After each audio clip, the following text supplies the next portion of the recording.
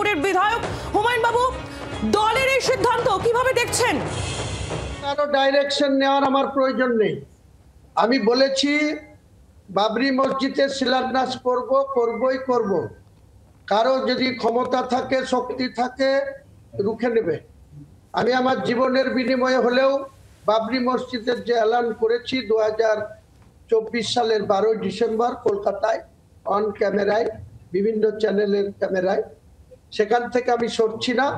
আজকে 4 তারিখ, 6 তারিখে তার শিলান্যাস হবে, ভিত্তি স্থাপন হবে এবং 3 থেকে 4 বছরের মধ্যে বাবরি মসজিদ, তার সঙ্গে ইসলামিক হসপিটাল, মেডিকেল কলেজ, তার সঙ্গে একটি মুসাফিরখানা যেটা 250 রুমের হবে, তার সঙ্গে একটা পার্ক হবে, একটা হেলিপ্যাড হবে। কারো ক্ষমতা থাকলে রুখে নেবে। আমি হুমায়ুন কবির আমার জীবনের বিনিময়ে হলেও এই চ্যালেঞ্জ আমি অ্যাকসেপ্ট করেছি। আমি করে দেখাবো, মুর্শিদাবাদের মানুষকে করে দেখাবো, বাংলার মুসলমান ভাইদের করে দেখাবো, বাংলার ইমানদার মুসলমান ভাইদের করে দেখাবো, মুনাফিকদের করব। যারা অমুসলিম আছেন, হিন্দু ভাইরা আছেন, তাদের সঙ্গে আমার কোনো বিরোধ নেই, কোনো প্রতিযোগিতা নেই। আপনারা রাম মন্দির করেছেন, আপনাদের জগন্নাথ মন্দির হয়েছে, আবার নিউ টাউনে আপনারা মুখ্যমন্ত্রীর কাছ থেকে জায়গা পেয়েছেন, সেখানে মন্দির করুন। শিলিগুড়িতে জায়গা হচ্ছে, ওখানে সাগর মেলায় যাওয়ার জন্য 1700 কোটি টাকা মুখ্যমন্ত্রী সরকারি টাকা অনুমোদন করেছে, টেন্ডার হয়েছে, হোক। আমি মুসলমানদের টাকায় আমার ট্রাস্টের মাধ্যমে এই যেগুলি ঘোষণা করলাম, ইসলামিক হসপিটাল, মেডিকেল কলেজ, মুসাফিরখানা, একটা পার্ক, একটা হেলিপ্যাড করলো হুমায়ুন বাবু। সাম্প্রদায়িকতা রাজনীতিতে বিশ্বাসী নই দলের পক্ষ থেকে ফিরহাদ হাকিম বললেন, কি বলবেন?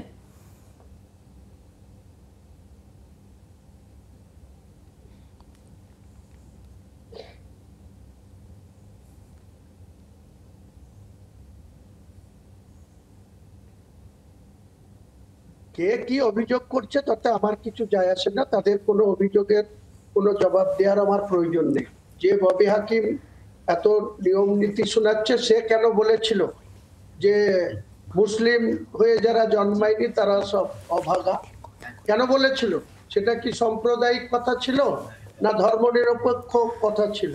সেই কথার জবাব যতক্ষণ ববি হাকিম না দেবে, ববি হাকিমের কোনো কথার জবাব আমি দেব না। কিন্তু দলের তরফ থেকে ফিরহাদ হাকিম আজকে সাংবাদিক বৈঠক করে যা বলছেন যে এর আগে আপনাকে একাধিকবার সতর্ক করা হয়েছে কিন্তু আপনি কোনো কথা শোনেননি এবং তাই জন্যই আজকে সাসপেন্ড করতে দল বাধ্য হচ্ছে, সে বিষয়ে আপনি কি বলবেন? টিএমসি বিধায়ক পদ যেটা নির্বাচিত হয়ে আছে সেটা রিজাইন করে দেব। আপনি দলের এই চ্যালেঞ্জ অ্যাকসেপ্ট করছেন? তাহলে 6 ডিসেম্বর আপনি যেটা মনে করছেন সেটাই করবেন? রেডি আছে। এদের চক্রান্ত আমি অনেক দিন থেকেই বুঝতে পেরেছি। আমাদেরকে পদে পদে অসম্মান করেছে। মুখ্যমন্ত্রী মমতা বন্দ্যোপাধ্যায় আমার সঙ্গে দ্বিচারিতা করেছে, মিথ্যা কথা বলেছে, দিনের পর দিন আমাকে দিয়ে ভোট করিয়ে নিয়েছে, আমাকে দিয়ে যা কিছু তার স্বার্থ পূরণ করার দরকার সেটা করে নিয়েছে।